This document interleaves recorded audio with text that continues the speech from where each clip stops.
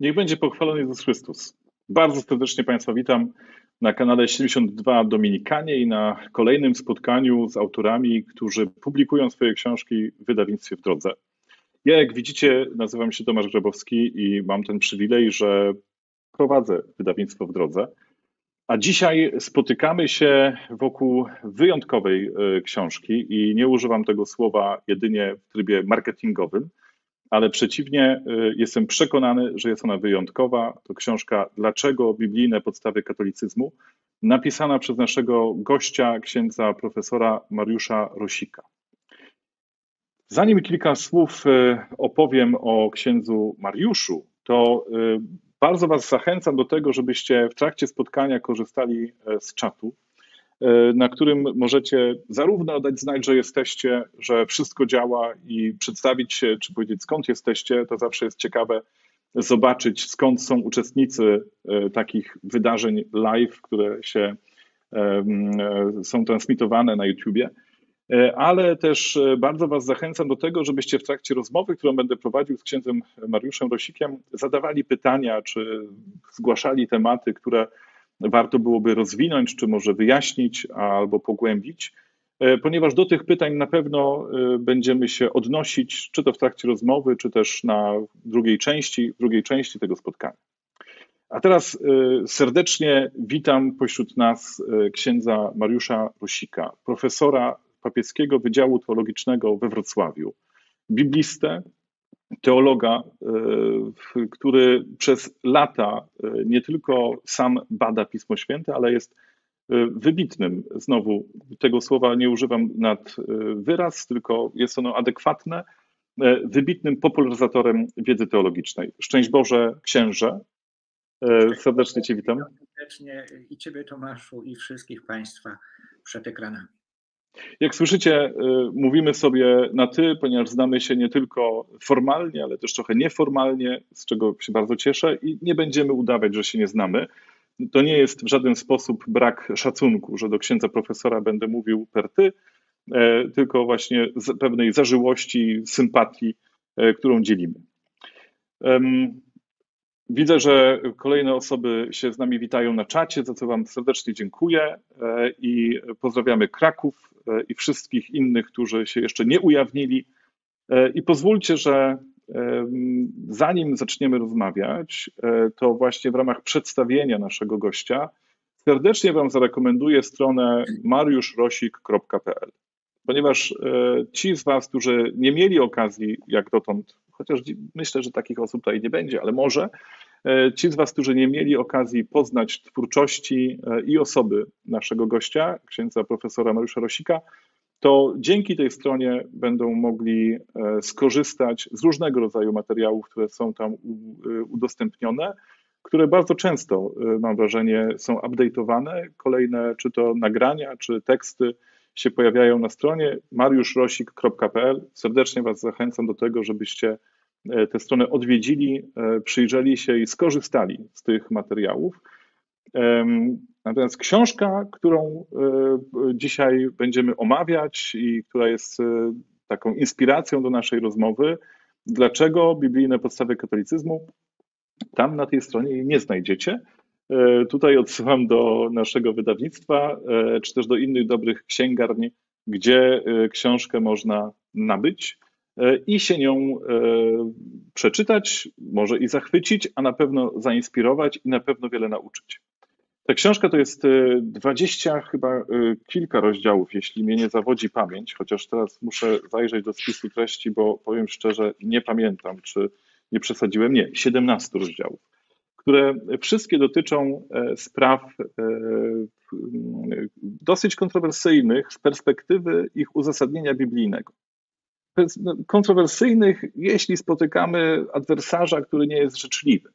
Natomiast dla tych, którzy znają trochę nauczanie Kościoła i znają jego źródła, może mniej kontrowersyjne, ale z pewnością, kiedy te pytania przychodzą nam do głowy, to jest dobre źródło do tego, żeby sprawdzić, dlaczego Kościół tak, a nie inaczej naucza i czy to faktycznie ma zakorzenienie w Biblii. My podczas rozmowy nie będziemy zdradzać treści książki. To jest, myślę, taki grzech powszechny, że się odbiera przyjemność czytania. A nie chcemy tego zrobić, chcemy Was zachęcić do tego, żebyście książkę poznali i żebyście ją sami czytali, a w szczególności wtedy, jeśli macie do czynienia z rozmową o wierze i o tym, czy ona jest biblijna, czy nie. I Mariuszu, pozwól, że od tego zacznę, ponieważ może się wydawać naszym widzom i słuchaczom to, że ten temat uzasadnienia biblijnego naszej wiary nie jest jakoś szczególnie potrzebny w Polsce. A ty jednak podjąłeś się właśnie napisania takiej książki, więc powiedz, skąd pomysł na tę książkę i dlaczego właśnie uważasz, że czytelnicy powinni się z nią zaznajomić i z tymi treściami, które zawarłeś w książce? Dzięki serdeczne za pytanie. Tak się składa fajnie, Tomaszu, że podkreśliłeś, że staram się popularyzować teologię, a to oznacza częste spotkania w różnych grupach przyparafialnych, wspólnotach, kręgach biblijnych. Tam właśnie prowadzę różnego rodzaju prelekcje, nauczania, po których padają pytania. I bardzo często te pytania dotyczą właśnie takich spraw, które są, jeśli można tak powiedzieć, typowo katolickie, prawda, jak dogmaty maryjne, dogmaty związane z papieżem, z sakramentami. Więc widać, że przynajmniej pośród katolików takie zainteresowanie jest.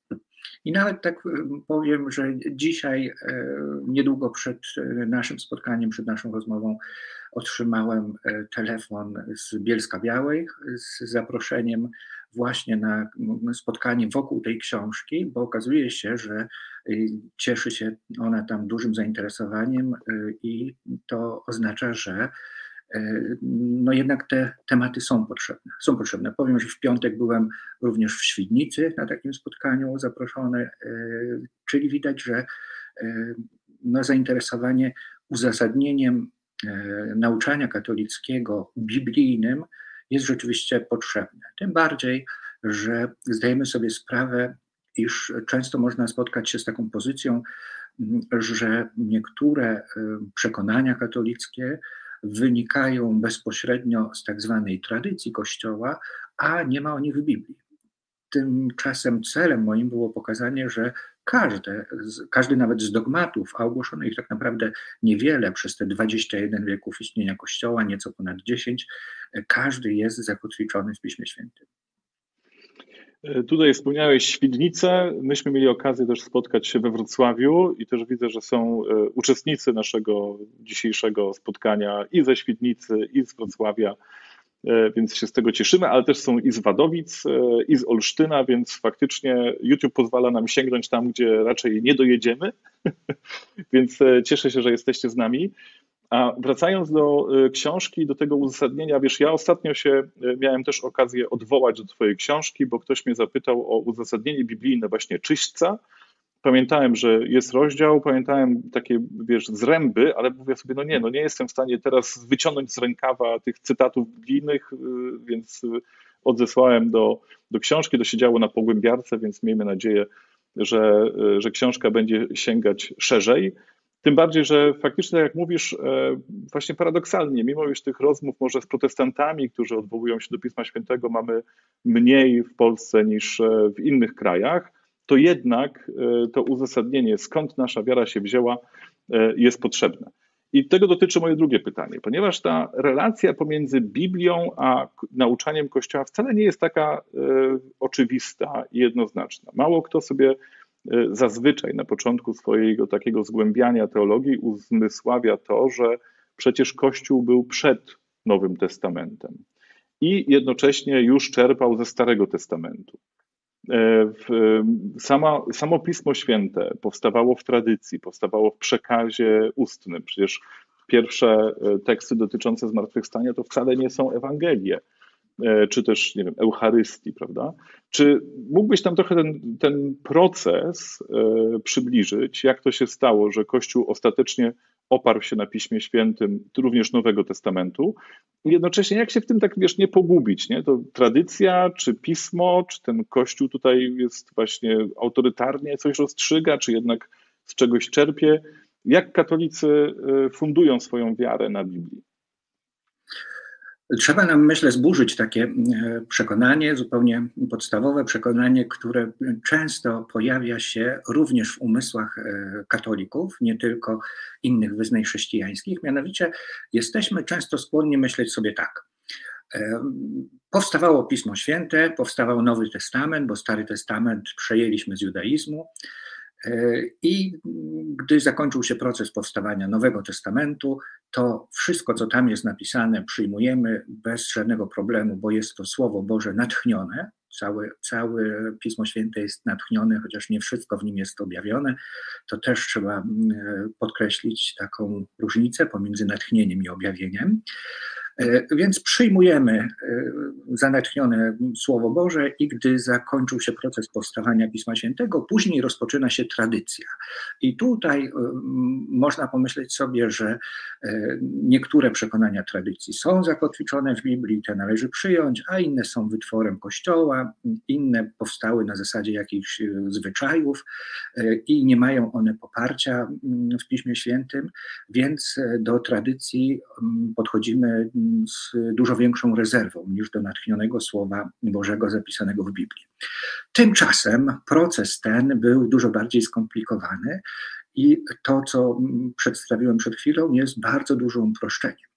Rzeczywiście jest tak, że przejęliśmy tak zwany Stary Testament. Mówię tak zwany Stary Testament, dlatego że trzeba by tutaj jeszcze bardziej doprecyzować. Przejęliśmy Biblię hebrajską, żydowską Biblię hebrajską, do której nie zalicza się ksiąg na przykład pisanych po grecku, a wiem, że w Starym Testamencie są takowe. Te po grecku pochodzą z tak zwanej Septuaginty, czyli od Żydów przejęliśmy spis ksiąg Biblii hebrajskiej plus te, które znalazły się w Septuagincie, a których w Biblii hebrajskiej nie ma. I to była nasza spuścizna judaizmu, a trzeba powiedzieć, że kiedy chrześcijaństwo się kształtowało, kiedy rozpoczął się proces tworzenia Kościoła, to kanon żydowski nie był jeszcze w pełni ukształtowany i rozpoczyna się głoszenie Ewangelii na początku w Palestynie, a niedługo później, zwłaszcza za sprawą świętego Pawła, na terenach języka greckiego. I wtedy rozpoczyna się kształtowanie ksiąg Nowego Testamentu. Popatrzmy, jeżeli przyjmiemy, że Chrystus umarł i zmartwychwstał około 30 roku, to pierwsze pismo Nowego Testamentu, którym jest pierwszy list do Tesaloniczan, powstaje najprawdopodobniej w 51 roku, 20 lat po zmartwychwstaniu Chrystusa. Apostołowie idą i głoszą, bo Jezus powiedział: idźcie i głoście. Nie idźcie i napiszcie, ale idźcie i głoście. Więc apostołowie szli, głosili i po pewnym czasie zaczęły powstawać księgi, które później złożyły się na Nowy Testament. Ten proces powstawania ksiąg Nowego Testamentu trwa około 80 lat, bo ostatnia księga Nowego Testamentu, czyli Apokalipsa, jak chcą niektórzy bibliści, jest datowana na około 110 rok, czyli popatrzmy 80 lat po zmartwychwstaniu Chrystusa. I wszystkie księgi Nowego Testamentu, podkreślmy to bardzo wyraźnie, są wynikiem tradycji ustnej. Pismo Święte Nowego Testamentu wynika z tradycji, nie jest odwrotnie. I popatrzmy nawet, że kiedy mamy ten rok 110 i wszystkie księgi Nowego Testamentu już są napisane, to wcale nie oznacza, że były one w jednym zbiorze. One krążyły w odpisach i dopiero pod koniec III, na początku IV wieku został utworzony zbiór, który dzisiaj nazywamy Testamentem, zbiór 27 ksiąg. To, że te akurat księgi znalazły się w Nowym Testamencie, a inne pisma religijne, które być może pretendowały do tego, by znaleźć się w Nowym Testamencie, zostały odrzucone, to również wynik tradycji. O tym zdecydowali biskupi, papieże, synody. To właśnie tradycja wskazała nam te księgi, które należy zaliczyć do Nowego Testamentu. Wiem, że mówię troszkę tak paradoksalnie jak biblista, dlatego że jako biblista wydaje się Pismo Święte powinno być najważniejsze, ale żeby być wiernym wydarzeniom historycznym, to trzeba powiedzieć, że Nowy Testament jest wynikiem tradycji ustnej. Kto więc głosi bardzo radykalną tezę sola scriptura, to znaczy odrzucamy tradycję, ten, idąc logicznym tokiem myślenia, powinien odrzucić Nowy Testament, co jest absurdem oczywiście, bo jest on wynikiem tradycji. Podsumowując, nie było tak, że kiedy święty Paweł pojawił się w Koryncie, spotkał tam w synagodze Żydów, do których przemawiał, to nie pytał ich, czy czytaliście, co jest napisane u Jana 3,16, tak, Bóg umiłował świat, albo w Apokalipsie, gdzie Jezus mówi, oto stoję u drzwi i kołaczę i kto otworzy, to wejdę do niego i będę z nim wieczerzał. Oczywiście Nowego Testamentu wtedy nie było, głoszenie odbywało się tylko na podstawie kart tego, co dzisiaj nazywamy Starym Testamentem. Tak więc ta relacja Pismo Święte, tradycja jest bardziej skomplikowana niż w takim właśnie powszechnym przekonaniu, myśleniu. Najpierw powstało Pismo Święte i przyjmujemy je za pewnik, a później powstała tradycja, co do której możemy mieć już jakieś wątpliwości. No i pewnie to też można odnieść do części, przynajmniej znaczącej części Starego Testamentu, że przecież też powstawał w tradycji powtarzanej historii, którą w pewnym momencie zanotowano. I co więcej, takich ciekawostek możemy znaleźć całkiem sporo w Piśmie Świętym, że słowa Pana Jezusa nie są zanotowane tylko w Ewangelii. Przecież święty Paweł przytacza słowa Chrystusa, których w Ewangelii nie znajdujemy i nie traktujemy ich mniej jako słów Pana Jezusa, prawda? Więc te zależności tutaj i te wątki tutaj się bardzo różnie przeplatają. Agrafa to są niezapisane w Ewangeliach, kiedy Paweł mówi więcej szczęścia jest w dawaniu aniżeli w braniu. Prawda? I też w całym Twoim wywodzie moją uwagę przykuła jedna rzecz, która nie jest dla mnie bardzo czytelna, dlatego prosiłbym Cię o rozwinięcie tej myśli. Powołałeś się na rozróżnienie między natchnieniem a objawieniem i powiedziałeś, że to nie jest tożsame. Zdaję sobie z tego sprawę, ale domyślam się, że nie wszyscy słuchacze mogą mieć tutaj jasność. Czy mógłbyś rozwinąć tę myśl? Właśnie, czy wszystko w Piśmie Świętym jest natchnione, czy wszystko jest objawione, a co nie jest, a gdzie jest część wspólna? Oczywiście, więc najpierw może zajmijmy się sprawą natchnienia. Kościół decydował właśnie w przeciągu tworzącej się tradycji, które księgi powinni się znaleźć w tym zbiorze pism, który nazywamy Nowym Testamentem. Przejęliśmy, jak wspomniałem, Stary Testament z judaizmu, więc tutaj nie było problemu z uznaniem, że są to święte pisma natchnione. Były to święte pisma natchnione Żydów, Kościół wywodzi się z judaizmu, więc po prostu przejęliśmy to również właśnie jako taka spuścizna tradycji żydowskiej. Tak więc co do Starego Testamentu nie mamy wątpliwości, które to księgi są natchnione, bo były gotowe, kiedy zaczął tworzyć się Kościół. Natomiast do Nowego Testamentu weszły te księgi, które spełniać musiały 3 warunki. Warunek pierwszy to tak zwane apostolskie pochodzenie, warunek drugi to tak zwany użytek liturgiczny i warunek trzeci to zgodność treści danej księgi z zasadniczym przesłaniem Starego Testamentu. Co to oznacza? Po pierwsze, apostolskie pochodzenie. Żeby jakaś księga została zaliczona do Nowego Testamentu, to musiał ją napisać bezpośrednio jeden z apostołów Chrystusa albo jego bezpośredni uczeń. Już następne pokolenie nie, czyli apostoł i bezpośredni uczeń apostoła. Wszystkie księgi Nowego Testamentu spełniają to kryterium.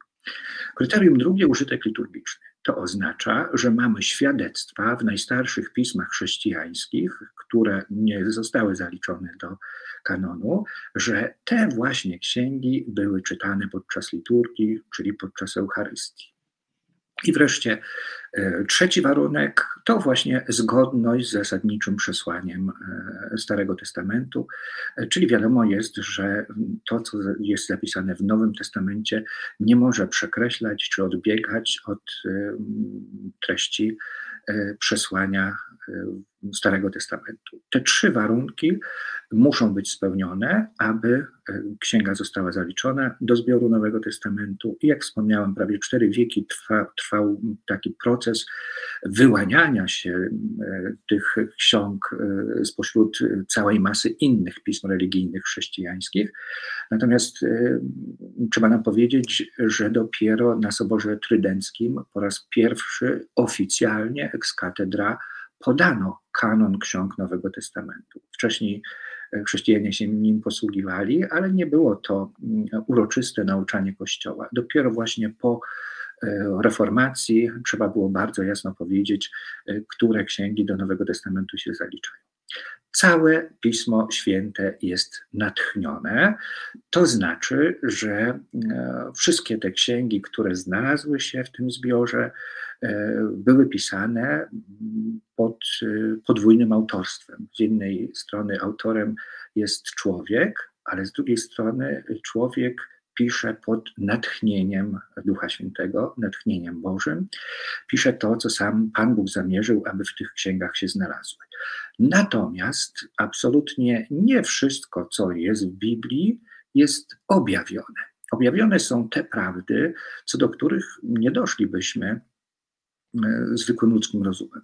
Prawda o Trójcy Świętej, prawda o niepokalanym poczęciu, czyli to są właśnie takie tematy, o których wiemy bezpośrednio z Bożego objawienia. Natomiast zdecydowana większość treści Pisma Świętego nie jest objawiona, bo opisują na przykład wydarzenia historyczne. Powiedzmy, mamy wojny machabejskie, mamy opisanie życia Jezusa przez naocznych świadków albo uczniów tych naocznych świadków, więc to nie musiało być objawione, bo człowiek po prostu tego doświadczał i te swoje doświadczenia spisywał atramentem, no wtedy jeszcze nie na papierze.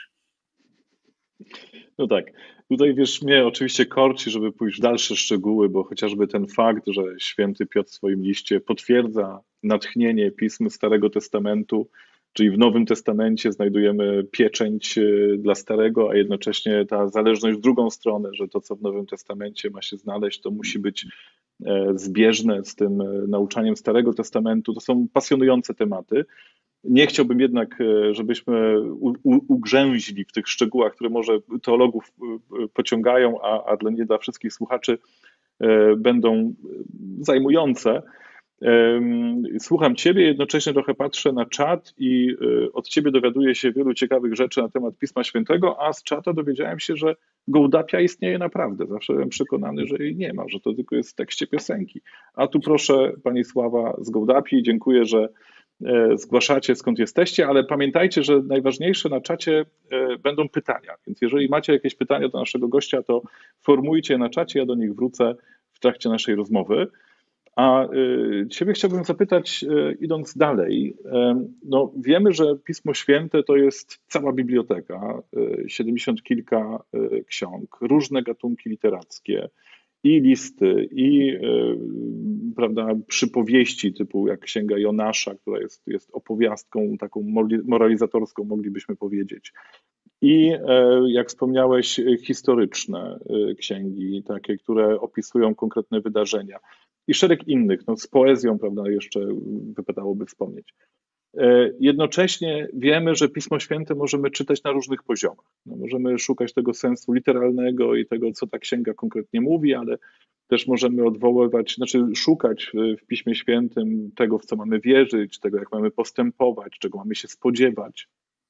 No i Kościół mówi, ok, funduje wiarę na tradycji i na Piśmie Świętym, no a Pismo Święte jest wieloznaczne. Czy Kościół daje jednoznaczną wykładnię Pisma Świętego? A jeśli nie, to dlaczego? A jeśli tak, to gdzie ją znaleźć? Bardzo piękne w Kościele jest to, że te same teksty Pisma Świętego, te same passusy, fragmenty mogą mieć wiele różnych interpretacji i nie są one sprzeczne z ogólnym Bożym zamysłem.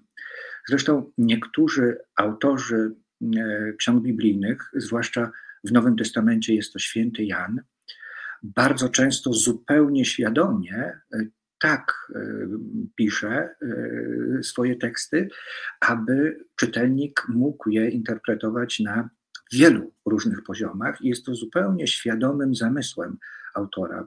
Powiedzmy, mamy sobie taką opowiadanie o godach w Kanie Galilejskiej. Z jednej strony przedstawia nam ono historyczne wydarzenie, które miało miejsce i to jest pierwszy poziom interpretacyjny, ale wiemy, że w interpretacji alegorycznej czy symbolicznej widzimy tutaj zaślubiny Chrystusa z Kościołem. To Chrystus jest oblubieńcem.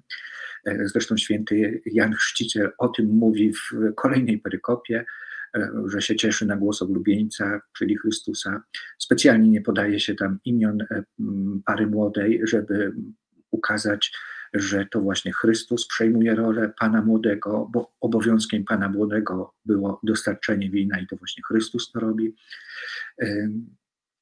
I no, cała masa, czyli widzimy, że to jest drugi poziom interpretacyjny. Ten sam święty Jan na przykład pisze w Apokalipsie w 12 rozdziale o niewieście obleczonej w słońce, która porodziła mężczyznę, który paść będzie wszystkie narody rózgą żelazną. To jest cytat z Micheasza dotyczący Mesjasza, czyli wiadomą jest rzeczą, że tą niewiastą musi być Maryja. Widzi ją Jan w niebie, bo to ona jest matką Mesjasza, ale jednocześnie w tej niewieście widzimy bardzo wiele cech Kościoła, czyli jest to także obraz Kościoła. Mamy więc zupełnie świadomie przez samego Jana przedstawione dwa poziomy interpretacyjne. Natomiast gdy interpretujemy te teksty w tradycji Kościoła, mówimy o tak zwanym Wirkungsgeschichte, to znaczy jak dany tekst był odbierany w poszczególnych epokach. I to się może zmieniać. Nieco inaczej rozkłada się akcenty w interpretacji poszczególnych tekstów, nieco właśnie w zależności od tego, co Sobór Watykański nazwał odczytywaniem znaków czasu. Natomiast zasadnicze przesłanie całej Biblii jest spójne. I właśnie na tym polega, tak jak zapytałeś, katolickie odczytanie Pisma Świętego, że czytamy Biblię w całości. Papież Benedykt bardzo pięknie pisał o tym we wstępie do tego swojego 3-tomowego dzieła Jezus z Nazaretu.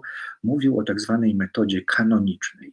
Metoda kanoniczna polega na tym, że czytając jakiś fragment Biblii, interpretujemy go w kontekście całego kanonu Pisma Świętego. Czyli bierzemy przesłanki, które wypływają z innych tekstów dotyczących tego samego tematu, czy tej samej problematyki, czyli inaczej mówiąc, nie wyrywamy tekstu z kontekstu, bo tekst bez kontekstu jest pretekstem do kłótni. Więc aby jej uniknąć, trzeba właśnie sięgać po taką lekturę kanoniczną. I teraz odpowiadając już bardzo wprost na to pytanie, ta tradycja interpretacji Pisma Świętego w Kościele zawiera się po pierwsze w oficjalnych dokumentach Kościoła, od pierwszych wieków począwszy, od właśnie dekretów soborowych, synodalnych, dalej w pismach ojców Kościoła, w pismach wielu świętych, dalej w katechizmie Kościoła i w tych katechizmach, które były wcześniej wydawane. Co więcej, w tradycji liturgicznej Kościoła bardzo piękne jest prześledzenie różnego rodzaju mszałów czy ksiąg liturgicznych, poczytanie modlitw tam zawartych, jak to się kształtowało przez wieki. Ta tradycja interpretacyjna Pisma Świętego w Kościele zawarta jest także w sztuce, w rzeźbach, w obrazach, w architekturze kościołów. To wszystko jest petryfikacją interpretacji w danym momencie historii poszczególnych fragmentów Pisma Świętego bądź jego całości.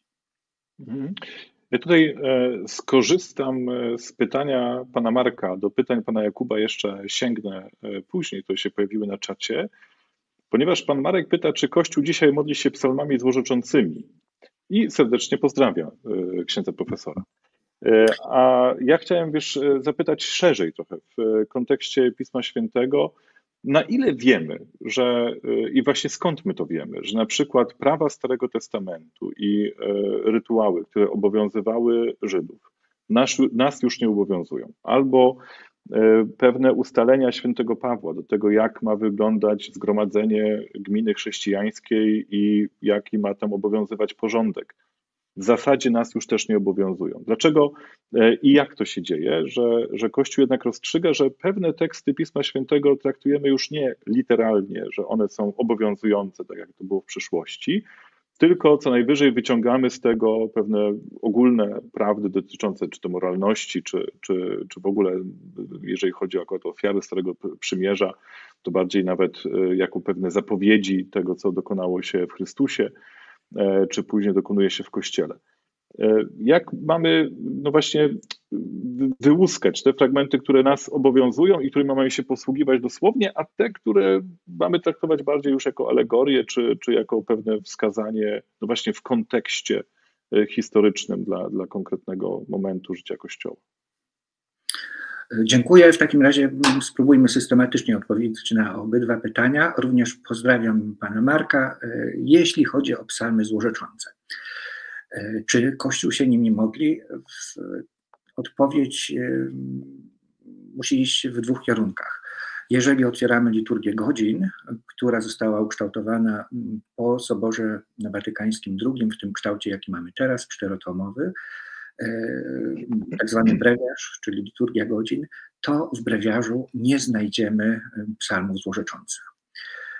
Taka była decyzja Pawła VI, który, co jest też bardzo ciekawe, komisja liturgiczna przygotowująca te księgi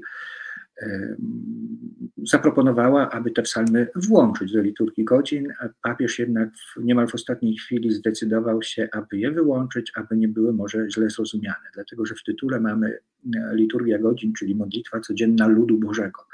Nie tylko chodzi o kapłanów, którzy mają pewne wykształcenie teologiczne, ale także o świeckie osoby, które takiego wykształcenia nie mają i które mogłyby w zamyśle papieża może w jakiś sposób być zgorszony czy zdystansowany do tego typu psalmów.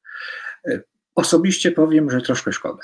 Chętnie bym włączył takie psalmy złorzeczące do liturgii godzin i próbował iść w ich interpretacji w jednym z trzech kierunków. Dwa pierwsze wyznaczył nam święty Augustyn. Święty Augustyn mówił, że możemy odmawiać te psalmy w taki sposób, aby kierować je do grzesznika, który mieszka w każdym z nas. Święty Paweł mówił, nieszczęsny ja człowiek, kto mnie wyzwoli z ciała, który wiedzie ku śmierci, bo choć nie chce czynić zła, to narzuca mi się samo. Więc można by te psalmy kierować właśnie w stronę tego naszego, też mówiąc językiem świętego Pawła, starego ja i odmawiać je właśnie ukierunkowując je ku naszej grzesznej naturze. Po drugie, i to też święty Augustyn mówi nam o tym, że można je odmawiać myśląc po prostu o szatanie i demonach, złych duchach, bo to oni są największym przeciwnikiem człowieka, którzy chcą nas odwieźć od drogi zbawienia. I po trzecie wreszcie, psalmy złorzeczące można odmawiać w takim znaczeniu, że są one wyrazem naszych emocji.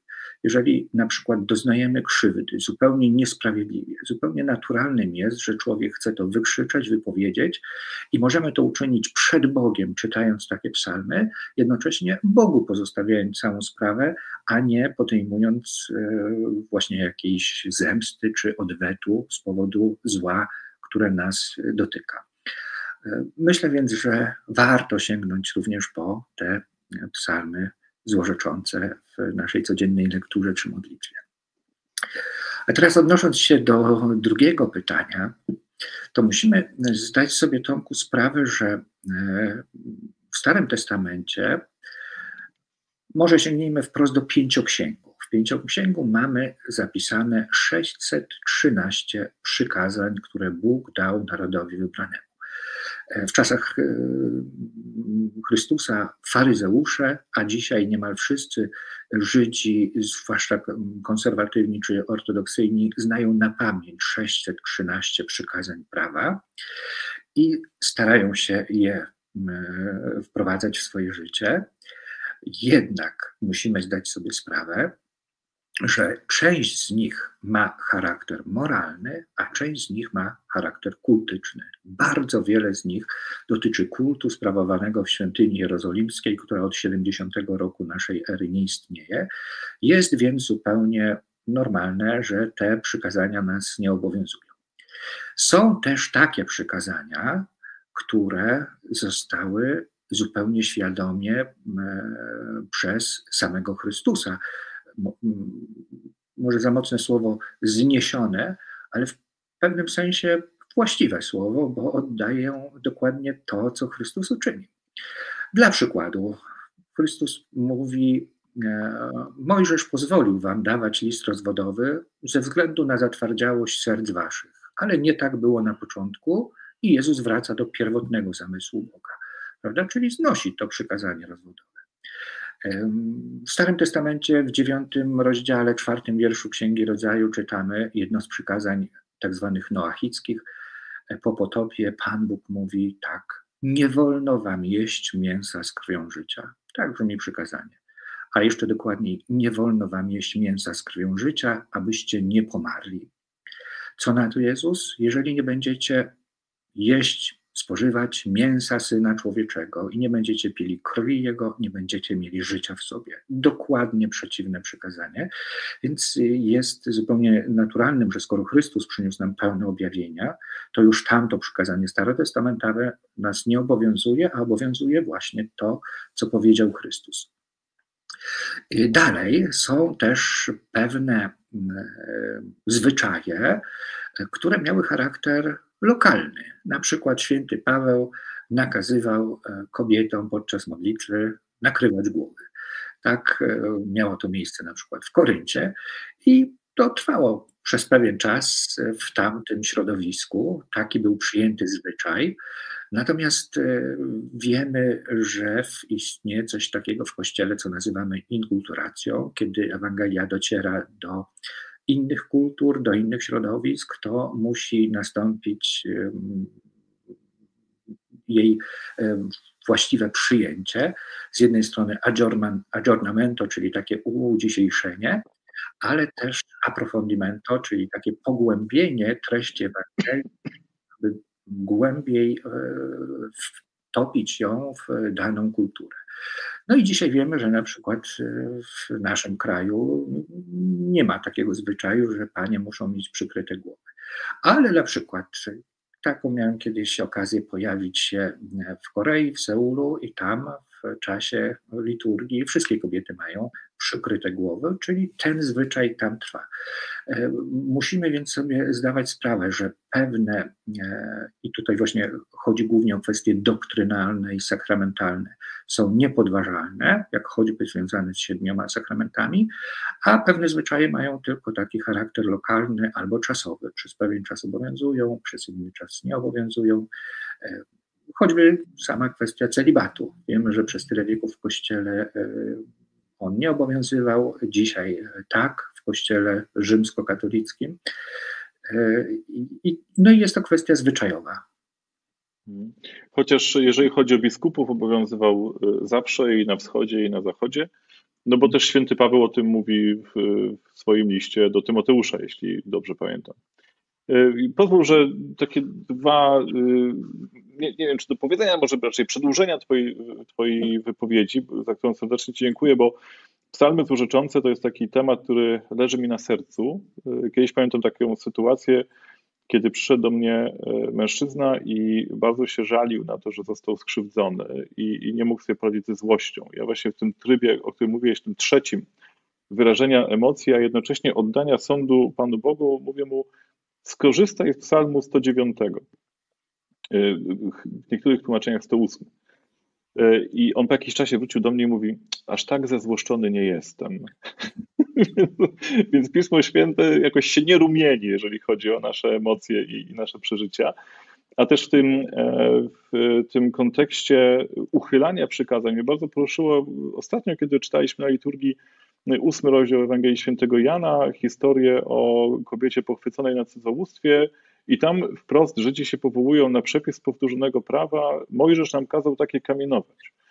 A Chrystus uchyla de facto to przykazanie przez swoje postępowanie i przez pokazanie im, że każdy jest winny grzechu, prawda? Więc to, tak jak rozumiem, samo powstanie Pisma Świętego było decyzją Kościoła, które księgi są w jego składzie, tak samo interpretowanie na bieżąco Pisma Świętego też jest decyzją Kościoła i to jakoś nie powinno nas chyba zdumiewać. Znaczy, że skoro w samym procesie powstania Pisma Świętego Kościół był tym, który rozstrzygał, co jest natchnione, co ma wejść do kanonu Pisma Świętego, tak samo interpretowanie tych słów leży po stronie Kościoła, a nie są one jakoś zawieszone w próżni jako takie Słowo Boże, które rozbrzmiewa jakoś nad nami i trochę na wzór, no, rozumiem, chociażby islamu, nie wolno tutaj niczego poddać ludzkiemu namysłowi. Czy ja dobrze to konkluduję, co starałeś się nam przekazać? No oczywiście tak, jak najbardziej. To w takim razie możemy pójść dalej, ponieważ To może jeszcze jedno dopowiedzenie, żeby Słucham cię. Stało się to bardzo jasne. Rzeczywiście tak jest, że Kościół w poszczególnych epokach interpretuje dane teksty na miarę ich czasów i potrzeb, tego co się właśnie dzieje. Niemniej jednak przypomnijmy zasadę, którą przypomniał Sobór Watykański II, że każda interpretacja musi się, żeby była właściwa, musi wychodzić od tekstu, od sensu zamierzonego przez autora. Czyli pytamy, co autor natchniony mówi dokładnie w konkretnej sytuacji historycznej danym tekstem, odczytujemy to i na bazie tego dopiero odnosimy do naszej sytuacji. Nie można pominąć tego kroku, bo wtedy łatwo o wypaczenie. No tak, to są te odczytania chociażby związane z apokalipsą, gdzie wielokrotnie już w różnych kościołach próbowano przypisać konkretne obrazy apokaliptyczne do wydarzeń historycznych w danej epoce i powiedzieć, to autor miał na myśli. No, jak się okazuje, niekoniecznie. Natomiast Panie Jakubie, ja widzę Pańskie pytanie, ja do niego dotrę. Proszę mieć do mnie troszeczkę cierpliwości. Tylko najpierw, skoro jesteśmy przy tym temacie, to chciałem Cię zapytać o pytanie, które zadała Pani Sława, o której wspomniałem wcześniej, że jest z Gołdapi. Mianowicie, jak połączyć Stary Testament i Nowy Testament w odniesieniu do obrazu Boga? Pani Sława mówi tak, w Starym Testamencie Bóg jest srogi, karzący, mszczący się. Jak połączyć obraz Boga ze Starego Testamentu z obrazem Boga w Nowym Testamencie? Bo to jest kolejna taka trudność w interpretacji Pisma Świętego, że zdaje się tu jakieś przeciwieństwo. Jak wybrnąć z tej aporii? Bardzo serdecznie dziękujemy Pani Sławie za to pytanie, bo ono ma taki wymiar bardzo też egzystencjalny. Kiedy czasem czytamy teksty Starego Testamentu, widzimy rzeczywiście obraz Boga bardzo krwawego, groźnego, karzącego, zsyłającego nieszczęścia. Żeby wybrnąć z tej trudności, musimy zdać sobie sprawę, że istnieje coś takiego, co nazywamy w teologii rozwojem objawienia. Rozwój objawienia. Otóż nie każda prawda teologiczna została objawiona przez Boga, czy też ukazana przez autorów tekstów natchnionych, zapisanych w Biblii, w swoim ostatecznym kształcie. Ja może posłużę się takim obrazem, abyśmy zdali sobie sprawę, że to jest coś niezwykle istotnego. Po pierwsze, trzeba nam powiedzieć, żeby nie popaść w starożytne herezje, że Bóg Starego Testamentu i Bóg Nowego Testamentu to jedna i ta sama osoba, to jest ten sam Pan Bóg. Natomiast człowiek inaczej go postrzega. Jeżeli sięgnęlibyśmy sobie do, tutaj akurat mam przed sobą Biblię, zawsze tutaj u mnie leży na biurku, jeżeli sięgnęlibyśmy sobie do drugiej księgi Samuela, w 24 rozdziale mamy opis spisu ludności, którego dokonał król Dawid. Król Dawid zarządził spis ludności. Prorocy mówili do niego, że jest to grzech. mniej więcej argumentacja była taka: to Pan Bóg jest królem nad Izraelem, a ty jesteś tylko przedstawicielem króla, samego Boga. Bóg wie, ile ma ludności w swoim państwie, więc nie wbijaj się w pychę, nie wchodź w kompetencje Pana Boga i nie dokonuj spisu ludności. Król Dawid jednak dokonał spisu ludności, wiemy, że został za to ukarany, spadła zaraza na cały Izrael 3-miesięczna i tak dalej. Ale popatrzmy, jak rozpoczyna się ten opis. Jeszcze raz podam, 2 Księga Samuela 24:1. Pan zapłonął gniewem przeciw Izraelitom i pobudził przeciw nim Dawida słowami: idź i policz Izraela. Spis ludności był grzechem, a to Pan pobudził Dawida do grzechu. Prawda? Ważna rzecz, król Dawid to jest X wiek przed Chrystusem. 2 Księga Samuela powstaje w VIII wieku przed Chrystusem, czyli autor opisuje wydarzenia, które miały miejsce 200 lat wcześniej i Bogu przypisuje zło. To Bóg nakłonił Dawida do grzechu. Mija następne 200 lat i słuchajcie, w pierwszej księdze Kronik, 21, wiersz 1, pierwsza księga Kronik, rozdział 21, autor opisuje dokładnie ten sam spis ludności i rozpoczyna go tak, swój opis. Powstał szatan przeciwko Izraelowi i pobudził Dawida, żeby policzył Izraela. Popatrzmy, ta sama czynność raz przypisana jest Bogu, raz przypisana jest szatanowi. Dlaczego? Bo mamy do czynienia z rozwojem objawienia. W pierwotnych formach religijności Izraela Bogu przypisywano wszystko, i dobro, i zło. To Bóg posyła anioła śmierci na Egipt, to Bóg każe pozabijać wszystkich wrogich ludowi izraelskiemu, czy to wojsko, czy to jakieś ludy, które stanęły mu na przeszkodzie. Bóg każe wybijać nawet niemowlęta, dzieci, nie pozostawić ani jednego przy życiu. Mamy obraz krwawego Boga. Dlaczego? Bogu przypisuje się dobro i zło, bo Izrael był jedynym na starożytnym Bliskim Wschodzie narodem monoteistycznym. Mianowicie wszystkie inne narody ościenne oddawały cześć wielu bogom. W Psalmie 96, w 5 wierszu, w Septuagincie czytamy tak: wszyscy bogowie pogan to demony. Tak więc Izraelici zdali sobie sprawę, że te obce, pogańskie narody oddają cześć demonom. To samo zresztą przeświadczenie później przejął święty Paweł, o czym mówi w pierwszym liście do Koryntian. Więc aby utrzymać monoteizm, to Bogu przypisywano i dobro, i zło. Bo gdyby powiedzieć, zło pochodzi od szatana, od demonów, którym oddają cześć obce bóstwa, to Izraelici natychmiast zaczęliby oddawać im cześć, zaczęliby składać ofiary, żeby im się nie narazić i upadłby monoteizm. A więc, aby utrzymać monoteizm, w najstarszych księgach Biblii Bogu przypisuje się i dobro, i zło. Później, kiedy prorokom udało się zwalczyć bałwochwalstwo, bo rzeczywiście tego grzechu Izraelici się dopuszczali i monoteizm był już silny w narodzie wybranym, to można było w końcu powiedzieć tak: od Boga pochodzi tylko dobro, a zło pochodzi od szatana. Więc wracamy do naszego przykładu ze spisem ludności. W VIII wieku przed Chrystusem monoteizm był jeszcze dosyć słaby w Izraelu, więc powiedziano, to Pan Bóg nakłonił Dawida do grzechu, ale 200 lat później monoteizm był już silny, umocniony, powiedziano nie, to był szatan. I popatrzmy, takich przykładów można dawać całą masę. 2 Księga Samuela czytamy tak: to Pan daje śmierć i życie, wtrąca do otchłani, z niej wyprowadza. Pan daje śmierć. Przychodzi Księga Mądrości, już bliska czasem Nowego Testamentu. Bóg śmierci nie uczynił i nie cieszy się ze zguby żyjących. Mamy rozwój objawienia. Więc to jest bardzo ważna zasada interpretacji. Jeżeli natrafiamy na teksty, w których widzimy bardzo krwawy obraz Pana Boga, to najczęściej są to najstarsze karty Pisma Świętego, kiedy Bogu przypisuje się dobro i zło, bo Pan Bóg jeszcze wtedy nie objawił, że zło pochodzi od szatana, gdyż chciał utrzymać wiarę w jednego Boga, czyli monoteizm w swoim narodzie.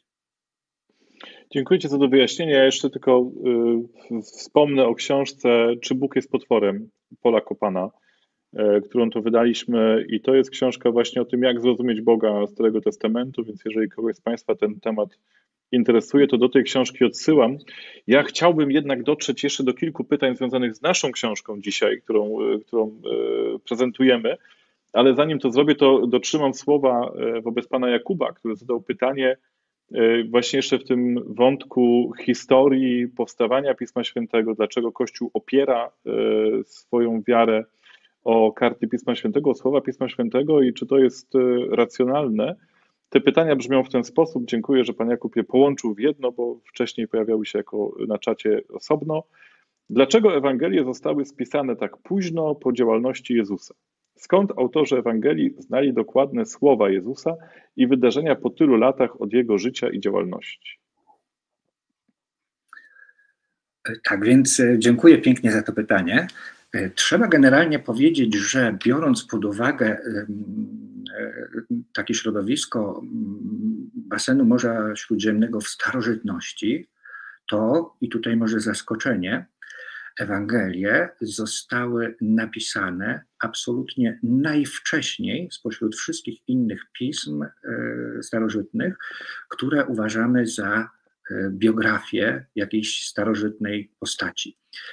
Dzisiaj nie ulega wątpliwości, że Ewangelie to są biografie w tym rozumieniu starożytnym Jezusa Chrystusa. Badania literackie bardzo dokładnie to pokazują, a skoro są to biografie, to nie mamy ani jednej takiej postaci w starożytności, której biografia powstałaby dla przykładu 30 lat po śmierci. Ewangelia Marka powstaje około 60 roku, Jezus umiera około 30 roku, więc mamy zaledwie 30 lat. A na przykład mamy taką biografię króla Cyrusa, Kyrupaidea, ona powstaje, i to jest w miarę jeszcze krótko, 300 lat po śmierci Cyrusa. Więc dla nas w dzisiejszej dobie rzeczywiście wydaje się to dość długo. Prawda? Umiera niedawno Ojciec Święty Franciszek i dzisiaj już mamy pewnie jego biografię, które mogłyby się ukazać książkowo. I to się dzieje w przeciągu 2 tygodni, ale w starożytności tak nie było. Po drugie, musimy zdać sobie sprawę, że tak jak wspomniałem przed chwilką, księgi zostały uznane za natchnione dlatego, że są pisane przez apostołów albo bezpośredniego ucznia apostoła. Czyli mamy Ewangelie pisane, 2 Ewangelie są pisane przez naocznych świadków życia Jezusa, stąd bardzo prosto pamiętali to, co Jezus mówił, co nauczał, w ten sposób znali Jego słowa. Natomiast uczniowie apostołów, czyli Łukasz i Marek, te 2 Ewangelie, zostały napisane właśnie przez bezpośrednich uczniów apostołów i to od apostołów oni również mieli ten przekaz. Teraz bardzo ważna rzecz, jak możemy mieć taką niemal 100% pewność, że te słowa, które mamy zapisane w Ewangeliach Jezusa Chrystusa, rzeczywiście wyszły z Jego ust. Otóż my dzisiaj posługujemy się przede wszystkim pamięcią wzrokową. Ktoś się przygotowuje do egzaminu, czyta skrypt, zaznacza sobie coś kolorowo i później w czasie odpowiedzi widzi tę stronę, widzi te kolory i próbuje odtwarzać to, co zostało zapisane. W starożytności funkcjonowało to zupełnie inaczej. Mianowicie bardzo duża społeczeństwa była niepiśmienna, więc ludzie posługiwali się pamięcią słuchową. I ta pamięć słuchowa była niezwykle rozwinięta. Dużo bardziej niż my mamy to dzisiaj. Poza tym mówcy stosowali specjalne metody mnemotechniczne, czyli metody łatwego zapamiętywania danych treści. Poza tym te treści wypowiadali czasem setki razy, prawda? Widzimy na przykład Jezus wypowiada 8 błogosławieństw na Górze Błogosławieństw u Mateusza, u Łukasza wypowiada je w Dolinie, pewnie je wypowiadał w 10 albo więcej innych miejscach, powtarzając te same błogosławieństwa, w związku z tym łatwo było je zapamiętać.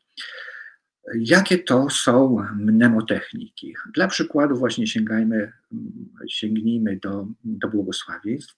Mamy bardzo jasną strukturę zdania. Błogosławieni tacy i tacy, albowiem to i to. I jeszcze jeżeli to jest na zasadzie kontrastu, na przykład ci, którzy się smucą, będą pocieszeni, bardzo łatwo jest takie zdanie zapamiętać. Opowiem o eksperymencie, tak króciutko. Pewien doktorant z Sorbony pisał właśnie pracę na temat metod mnemotechnicznych stosowanych w starożytności. W tym celu wybrał się do Indii, zdobył taki grant. Wyobraźmy sobie, że poszedł do szkoły podstawowej, do hinduskiej szkoły podstawowej, bo chciał mieć pewność, że nikt z dzieci nigdy Ewangelii nie czytał, nie zna. I 12-latkom powiedział tak: przeczytam wam teraz fragment, starajcie się zapamiętać jak najwięcej i później odtworzyć. I wyobraźmy sobie, że w klasie było 20 kilka osób. Bardzo spokojnie, powoli przeczytał jeden raz 8 błogosławieństw. Ponad 50% dzieciaków po jednorazowym usłyszeniu potrafiło odtworzyć 4, niektóre 5, 6, 7 i jedna osoba odtworzyła wszystkie 8. Po jednorazowym usłyszeniu i to przy naszej dzisiaj pamięci wizualnej, wzrokowej, a nie takiej audycyjnej. Nie wiem, inne są zdania, które wypowiada Jezus, zupełnie świadomie stosując mnemotechniki. Wystarczy je usłyszeć raz w życiu i do końca pamiętamy. Jeżeli jak powiem teraz zdanie lekarzu, to każdy dokończy, ulecz sam siebie. Jeżeli ja powiem zdanie żaden prorok, wszyscy powiedzą, nie jest mile widziany w swojej ojczyźnie. Wystarczy raz usłyszeć takie zdanie, w którym jest pewien paradoks i to się zapamiętuje. Dalej, znowu to mamy też udowodnione, że najlepiej pamiętamy to, co jest podzielone na 3 i również zestawione na zasadzie kontrastu. I bardzo często Jezus tak buduje swoje przypowieści. Pewien człowiek zbudował dom na skale, drugi na piasku. Ten był mądry, ten był nierozsądny. Ten dom się ostał, ten się zawalił. Mamy podzielone na 3 i mamy kontrast w tych sytuacjach. Wystarczy raz usłyszeć taką przypowieść i ją pamiętamy. Może niekoniecznie słowo po słowie, ale jesteśmy w stanie ją bardzo łatwo odtworzyć. Więc dzisiaj są niektórzy bibliści, tacy powiedziałbym trochę szaleni, bo moim zdaniem zbyt daleko idą, ale są tacy, którzy twierdzą, że nie istnieje zależność pomiędzy Ewangeliami. Że nie jest tak, że Mateusz, pisząc Ewangelię, korzystał z Ewangelii Marka, albo Łukasz korzystał z Ewangelii Marka, tylko mają tam identyczne fragmenty, słowo po słowie, zdanie po zdaniu identyczne, bo po prostu pamiętali je ze słuchu. Myślę, że to już zbyt daleko idąca hipoteza, ale są tacy, którzy w ten właśnie sposób twierdzą. Więc podsumowując, w starożytności było to dużo łatwiejsze, żeby zapamiętać słowa Jezusa i przekazywać je ustnie, a ostatecznie znalazły się one w Ewangeliach. Wiesz, to jest też jeden z pasjonujących tematów. Jak widzicie Państwo, to jest i błogosławieństwo, a z perspektywy prowadzącego spotkanie trochę przekleństwo, że z księdzem Mariuszem można rozmawiać na te tematy wręcz dowolne, jeżeli chodzi o Pismo Święte, i to zawsze będzie interesujące i ciekawe. A ja bym chciał wrócić do książki, natomiast nie wrócę, tylko rozwinę, pozwól, Twoją myśl, ponieważ dla mnie pasjonującą rzeczą jest to, że Kościół, który zapamiętuje słowa Chrystusa, nie stawia sobie na celu cytowania Chrystusa. To najlepiej widać w liturgii, w której Paweł przywołuje opowieść o ustanowieniu Eucharystii. Ona jest zbieżna z opowieścią Łukaszową, ale nie jest słowo w słowo powtórzeniem tej historii. A tradycja Marka i Mateusza pokazuje jeszcze większe odstępstwa od jakiegoś dokładnego cytatu z Pana Jezusa, ale w każdym z tych tekstów o ustanowieniu, który mamy, faktycznie jest ta sama treść, ten sam sens. I co więcej, liturgia Kościoła też nie cytuje Pana Jezusa w tym najważniejszym momencie Eucharystii, który nazywamy przeistoczeniem, tylko opiera się o zawarcie, znaczy o słowa, które zawierają sens z tych różnych przekazów biblijnych. To jednak nie cytat z Pana Jezusa jest tutaj pełen mocy, tylko moc Jego jest w słowie, które Kościół wypowiada, nie? I któremu to słowu On nadaje moc. Więc ten temat cytowania Pana Jezusa czy przytaczania Jego wypowiedzi musimy faktycznie, tak jak wspomniałeś, no widzieć w tym kontekście, jak Słowo Boże powstawało w tej wersji spisanej. A jeszcze tak, może to Ci się też przyda na wykładach, żeby zilustrować ten motyw pamięci ze słuchu, to Koptowie w Egipcie, nasi bracia chrześcijanie, jeden z najstarszych kościołów, mają taki oto zwyczaj, że swoich hymnów liturgicznych nie notują, tylko przekazują z ust do ust i uczą się ich na pamięć. I kantorzy bardzo często są ludźmi ślepymi. Są ślepi mężczyźni, którzy przychodzą na zgromadzenie prowadzenie przez młodego chłopca i wszystkie te śpiewy liturgiczne, a jest ich ponoć 570 kilka, śpiewają z pamięci. Coś, co dla nas wydaje się niemożliwością, a tak naprawdę jeszcze nasze babcie pamiętały o wiele więcej niż my pamiętamy właśnie ze słuchu, a nie z pisma. Więc to tak myślę trzeba widzieć. Panie Marku, ja widziałem pańskie pytanie, ale pan pozwoli, że wrócę do niego, jeśli nam czas na to pozwoli, ponieważ pytanie bardzo daleko odbiega od tekstu czy tematu książki, a ja bym chciał na moment wrócić. Proszę Państwa, jeżeli nie mieliście do czynienia z tą książką, to ksiądz Mariusz w niej porusza takie oto tematy, wybiorę kilka. Dlaczego tradycja? Dlaczego prymat papieża i sukcesja apostolska? Dlaczego realna obecność Chrystusa w Eucharystii? Dlaczego sakrament pojednania? Dlaczego kult święty? Dlaczego kult Maryi? Dlaczego Maryję nazywamy Matką Boga? Dlaczego niepokalane poczęcie? Dlaczego dziewictwo Maryi nie ulega wątpliwości? Dlaczego bracia i siostry Jezusa nie byli dziećmi Maryi? I tak dalej, i tak dalej. Wspominałem, dlaczego czyściec i modlitwa za zmarłych, a także dlaczego kobiety nie są kapłankami, dlaczego chrzcimy dzieci. 17 różnych pytań zaczynających się od słowa dlaczego i uzasadnienie biblijne, dlaczego Kościół tak wierzy. Marku, a powiedz, czy którekolwiek z tych pytań dla Ciebie było trudne? Czy to było tak, że to są takie pytania, no właśnie, gdzie miałeś je już dawno przemyślane, czy jednak były jakieś takie, które przyszły Ci do głowy, czy może przyszły od Twoich rozmówców i musiałeś się jakoś zmierzyć na nowo z tymi tekstami biblijnymi, żeby udzielić odpowiedzi, dlaczego Kościół wierzy w tę konkretną sprawę i dlaczego, jak wyprowadzić tę wiarę z Pisma Świętego?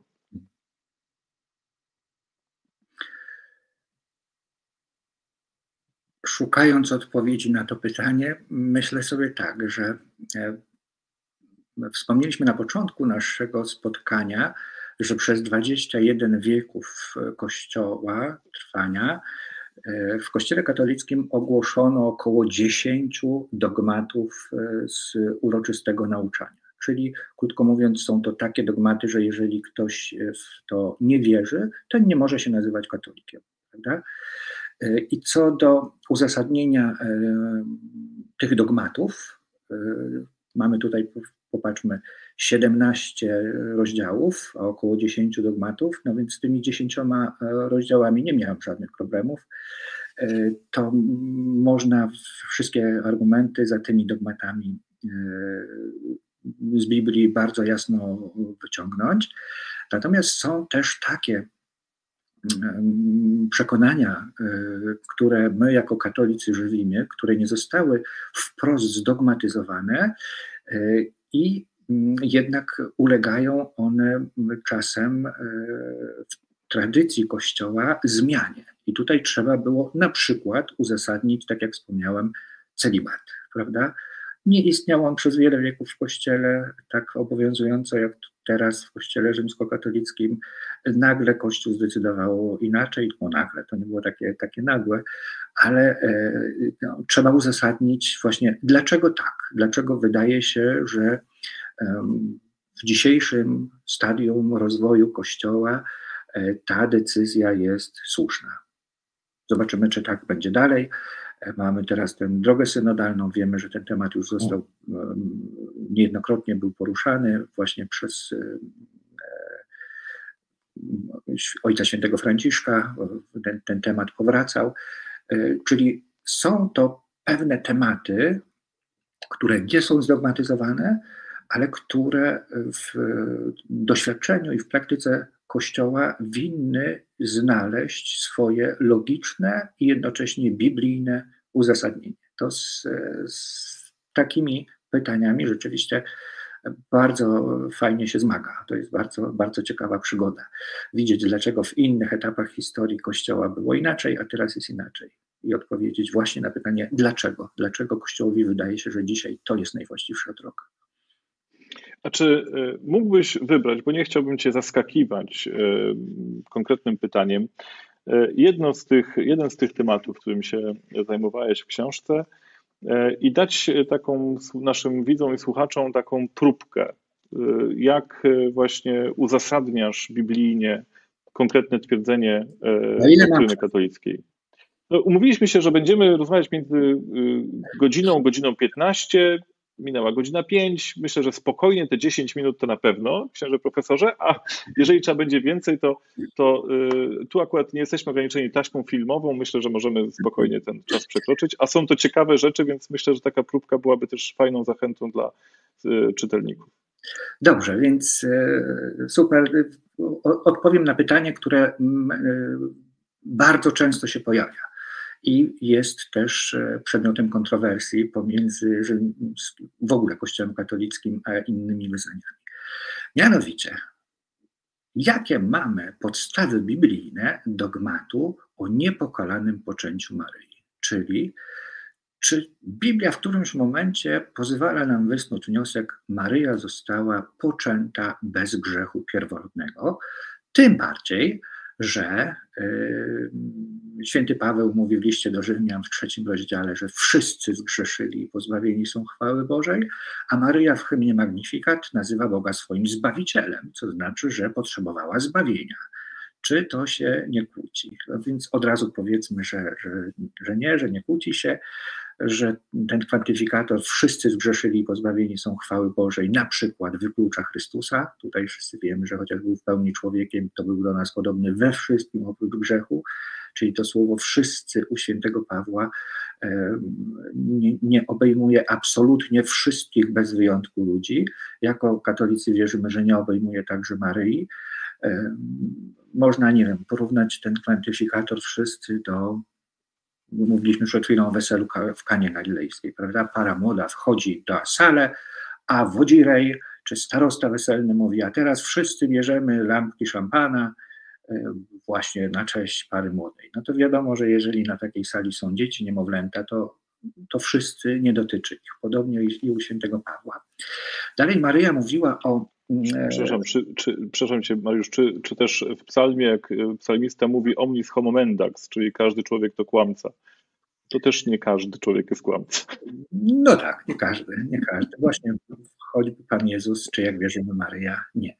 Natomiast może, żebyśmy nie odbiegli za bardzo od tematu, jak będzie czas, to wyjaśnimy tak zwaną koncepcję preredemptio, czyli przed odkupienia. Na czym to polegało? Maryja rzeczywiście nazywa Boga swoim Zbawicielem, co oznacza, że potrzebowała zbawienia. Ale tak, argument pierwszy za niepokalanym poczęciem. Ciekawostką jest to, że Łukasz jest jedynym nieżydowskim pisarzem całej Biblii. Wszystkie księgi Biblii zostały napisane przez Żydów, poza 2, które napisał święty Łukasz, dla którego język grecki był językiem rodzimym, posługiwał się nim genialnie od dziecka, był, wiemy, człowiekiem bardzo wykształconym. I to właśnie święty Łukasz używa w stosunku do Maryi 1 raz w całej Biblii mamy to słowo, które brzmi kecharitomene. Błogosławiony jesteś pełna łaski, kecharitomene. Można powiedzieć, Łukasz dopuścił się swoistego słowotwórstwa. Mamy to jedno słowo, to jest imię słów.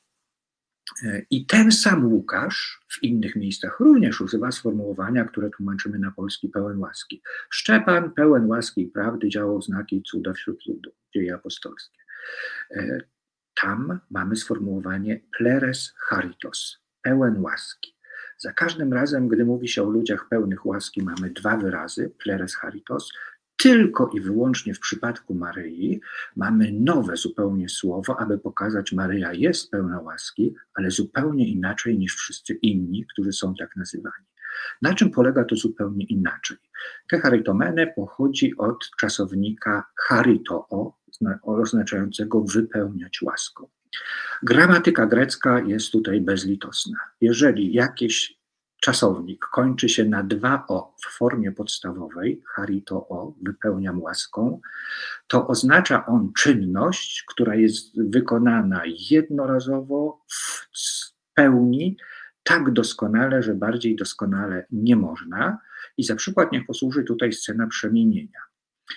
Jego odzienie stało się lśniąco białe, tak że żaden porusznik na ziemi wybielić to znaczy leukoo. Leukoo 2o nie zdoła. Czyli jest już tak białe, że bardziej nie można. Charitoo, kecharitomene, wypełniona łaską, oznacza to, że Maryja jest tak bardzo wypełniona łaską, że bardziej nie można, a skoro tak, to znaczy, że nie może mieć absolutnie nic wspólnego z grzechem. Czyli jest niepokalanie poczęta. Argument pierwszy. Argument drugi.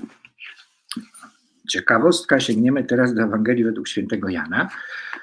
Mianowicie wiemy, że święty Jan, gdy rozpoczyna swoją Ewangelię, to każe nam czytać ją z Księgą Rodzaju w drugim ręku. To prosty wniosek z pierwszych słów. Na początku było słowo, każdy od razu kojarzy, na początku stworzył Bóg niebo i ziemię. I wiemy, że w Księdze Rodzaju właśnie ten pierwszy opis stworzenia świata, 7 dni, 6 dni stworzenia, 7 dzień odpoczynku, Pan Bóg stwarza świat. Później mamy opis stworzenia człowieka i mamy opis upadku pierwszych ludzi. I zauważmy też ciekawą rzecz, że do tego momentu ani razu nie pojawia się imię Ewa, nie pojawia się imię pierwszej kobiety. W pierwszym opisie stworzenia mamy Pan Bóg stworzył mężczyznę i niewiastę, w drugim opisie mamy Pan Bóg wyjął żebro i stworzył z niego niewiastę, Adam popatrzył, powiedział, ta będzie się nazywać niewiastą, później wąże rzekł do niewiasty i później mamy pierwszą zapowiedź zbawienia, kładę nieprzyjaźń między ciebie a niewiastę. Cały czas niewiasta, nie pada imię Ewa. Dopiero po tych wydarzeniach mamy to zdanie, że Adam nazwał swoją żonę Ewa, bo stała się matką wszystkich żyjących. Dlaczego o tym mówimy? Dlatego, że gdy święty Jan każe nam czytać swoją Ewangelię z Księgą Rodzaju w drugim ręku, to popatrzmy, że po prologu przenosi nas nad Jordan. W 19 wierszu pierwszego rozdziału czytamy, takie jest świadectwo Jana. Żydzi wysłali do niego faryzeuszy z zapytaniem, kto ty jesteś, on nie zaprzeczył, nie jestem Mesjaszem i tak dalej. Pierwszy dzień akcji, to jest 19 wiersz. Wiersz 29. Nazajutrz Jan zobaczył nadchodzącego ku niemu Jezusa i rzekł, oto baranek Boży. Drugi dzień akcji. Wiersz 35. Nazajutrz Jan znowu stał w tym samym miejscu z 2 swoimi uczniami. Mamy tam dialog. Trzeci dzień akcji.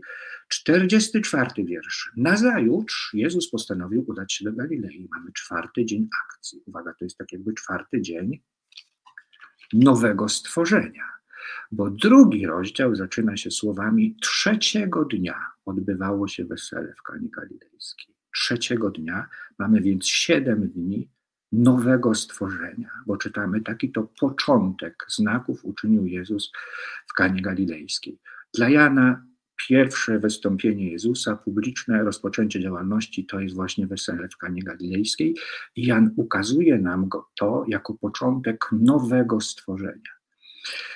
Pierwsze stworzenie skończyło w grzechu, to nowe stworzenie zapoczątkowane przez Jezusa będzie wyzwolone z niewoli grzechu i śmierci, zwłaszcza w ostatecznym Królestwie Niebieskim, czyli w niebie.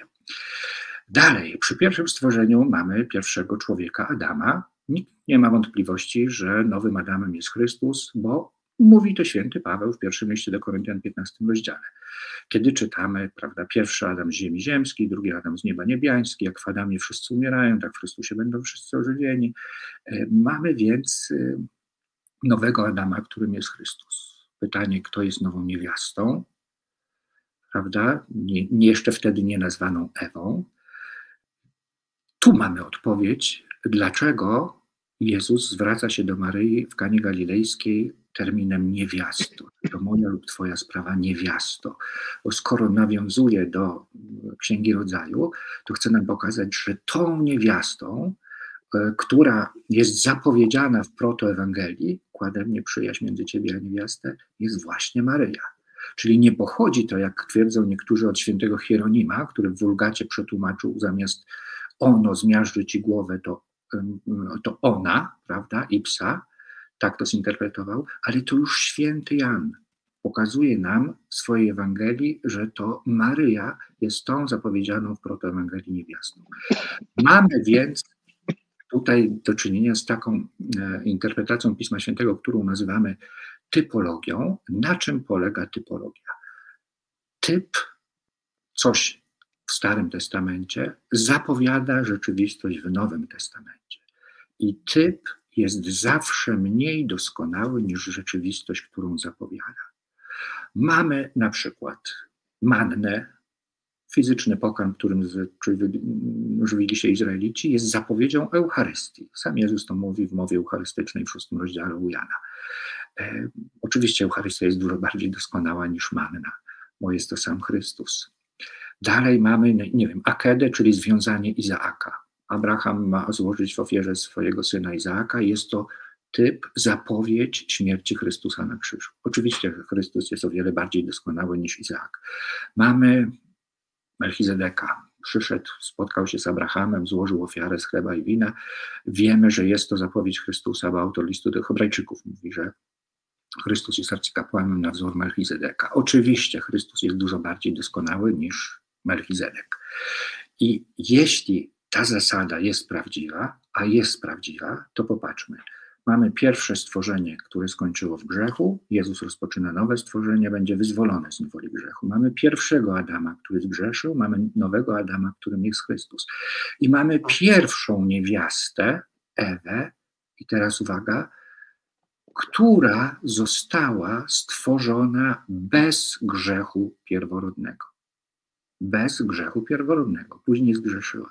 A skoro tą nową niewiastą, nową Ewą jest Maryja, to tym bardziej musiała być stworzona bez grzechu, skoro typ jest zawsze mniej doskonały niż rzeczywistość, którą zapowiada. Bardzo logiczny argument świętego Jana za niepokalanym poczęciem. No i może ostatnie zdanie w tym temacie.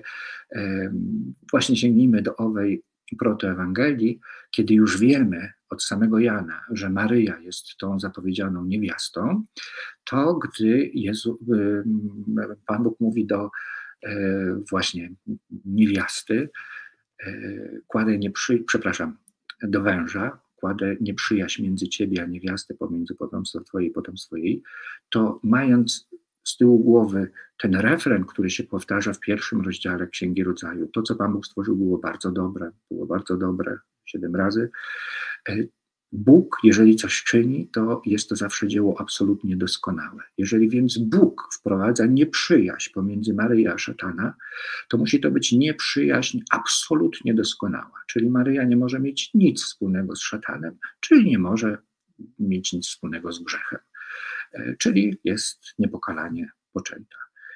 I takich argumentów można by więcej, ale zatrzymajmy się na tych 3. Jeżeli je wszystkie składamy razem, to dużo bardziej, logiczne mi się wydaje przyjęcie prawdy o tym, że Maryja jest niepokalanie poczęta, niż odrzucenie tej prawdy. I ostatnie zdanie w temacie. Wspomnieliśmy o tym preredempcjo. Maryja nazywa Boga swoim Zbawicielem w Magnificat, bo właśnie Bóg, który jest Panem czasu, dla którego można powiedzieć czas nie istnieje albo w jakiś inny to wymiar, Bóg wie wszystko, Bóg więc wiedział wcześniej, że Chrystus umrze na krzyżu i że przyniesie nam odkupienie, więc to odkupienie zyskane na krzyżu, redemptio, Pan Bóg, jego owoce wcześniej zastosował do postaci Maryi, dlatego czyli przed odkupienie. Czyli Pan Bóg, można powiedzieć, skorzystał z tego, co się wydarzy za 30 kilka lat na krzyżu i owoce tej zbawczej śmierci Chrystusa zastosował do Maryi, uwalniając ją od grzechu pierworodnego. I właśnie takie mamy argumenty za niepokalanym poczęciem. No serdecznie dziękuję. To jest jak koncert. Twoja wypowiedź. Naprawdę słuchać tego z wielką przyjemnością. A jednocześnie, proszę Państwa, no to jest próbka. To jest próbka tego, co w książce Dlaczego biblijne podstawy katolicyzmu ksiądz Mariusz Rosik zawarł. To było takie streszczenie jednego z rozdziałów, a jest jeszcze ich 16 dodatkowych, w których właśnie z tym i talentem, i wiedzą, i umiejętnościami ksiądz Mariusz się rozprawia. Mój dobry znajomy mówił: nie przemawiaj nigdy po koncertach, więc ja nie będę już kontynuował naszej rozmowy. Ograniczę się do wielkiego podziękowania dla Ciebie za napisanie tej książki i za podzielenie się z nami i z czytelnikami Twoją wiedzą, tak jak mówiłem na początku, w tak przystępny sposób, a jednocześnie no nie banalnie, nie upraszczająco. Naprawdę świetnie podana wiedza. Bardzo Ci za to dziękuję. Dziękuję Ci za nasze spotkanie. I dziękuję również wszystkim Państwu za to, że z nami spędziliście ten czas. Wiem, że jedno pytanie pozostawiłem już bez zadania go naszemu gościowi, ale dotyczyło judaizmu talmudycznego. To, żeby nie zostawić go zupełnie bez odpowiedzi, Mariusz, do jakich źródeł powinien sięgnąć ten, kto pyta, żeby na temat judaizmu talmudycznego się dowiedzieć i poznać też może Twoją opinię, bo przecież to nie jest jedyna książka, którą napisałeś, a akurat Żydzi i ten styk testamentów to jest też jeden z Twoich tematów. No więc bardzo nieskromnie odeślę tutaj do swojej książki zatytułowanej Kościół i synagoga na rozdrożu w latach od 30 do 313. Kościół i synagoga na rozdrożu. I chciałbym jednym zdaniem tylko odpowiedzieć, bo myślę, że to może zafrapować. Popatrzmy, że około 100 lat temu niemal było powszechne przekonanie takie. Idzie sobie linia czasu, mamy dzieje Starego Testamentu, prawda, judaizm biblijny, w którym też urodził się Jezus, i w pewnym momencie powstaje chrześcijaństwo i mamy taką linię judaizmu. Chrześcijaństwo powstaje w 30 roku, ono się odłącza od judaizmu, idzie swoją drogą, a judaizm jest kontynuowany dalej do naszych czasów. Tak myślano 100 lat temu. 50 lat temu badania pokazały, że opcja jest inna. I twierdzono tak, mamy linię czasu Starego Testamentu, w pewnym momencie pojawia się Jezus i z tej jednej linii robią się dwie religie. Judaizm talmudyczny, czy też rabiniczny, właśnie o nim mowa, i druga gałąź równorzędnie odrasta z niej do chrześcijaństwo. Czyli z jednej linii rodzą się dwie, można powiedzieć, równoległe religie. Dzisiaj badania pokazują bardzo jasno, że mamy judaizm biblijny Starego Testamentu, przychodzi Chrystus, który spełnia wszystko to, co Stary Testament o nim zapowiadał, i to chrześcijaństwo jest w prostej linii kontynuacją Starego Testamentu. Natomiast Żydzi, którzy odrzucili Chrystusa, to oni utworzyli zupełnie nową religię zwaną judaizmem rabinicznym czy też talmudycznym. I to jest niezwykle ciekawe. Oczywiście pewnie wyznawcy judaizmu się nie zgodzą z tą tezą, że to chrześcijaństwo jest w prostej linii kontynuacją religii Starego Testamentu, judaizmu biblijnego. No ale badania są tutaj bardzo jasne i klarowne. Serdecznie raz jeszcze dziękuję również za to wyjaśnienie. Do książki Kościół a synagoga w latach 30 i 313 po Chrystusie odsyłamy wszystkich zainteresowanych. Raz jeszcze serdecznie polecam Waszej uwadze książkę Dlaczego? Biblijne podstawy katolicyzmu.